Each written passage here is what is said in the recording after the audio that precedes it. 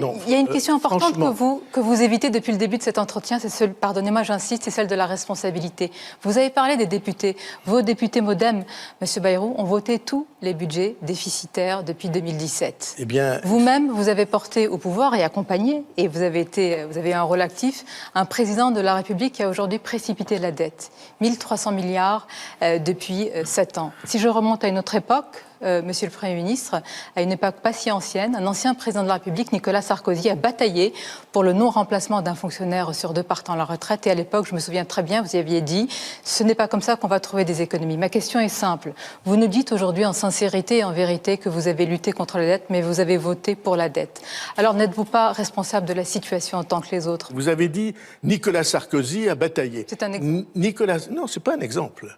C'est le président de la République qui a conduit une politique qui a créé plus de 1000 milliards de dettes en 5 ans. Comme les autres, tous ceux qui ont été au Oui, pouvoir. Et vous-même, à la tribune de l'Assemblée, l'avez dit. Vous avez le droit de dire comme les autres.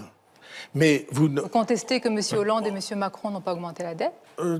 Monsieur Hollande, parce qu'il a eu Vous-même la chance... l'avez dit à la tribune de l'Assemblée, M. Bayrou. Tout depuis, écoutez-moi bien, parce que je l'ai déjà, depuis 1974...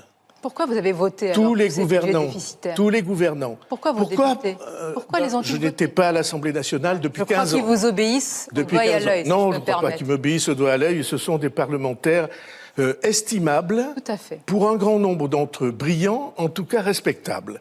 Et puis je suis très content qu'ils soient là, parce que c'est comme une famille politique. Et donc, pourquoi est-ce que les gouvernements successifs ont voté? Parce que les Français le demandaient.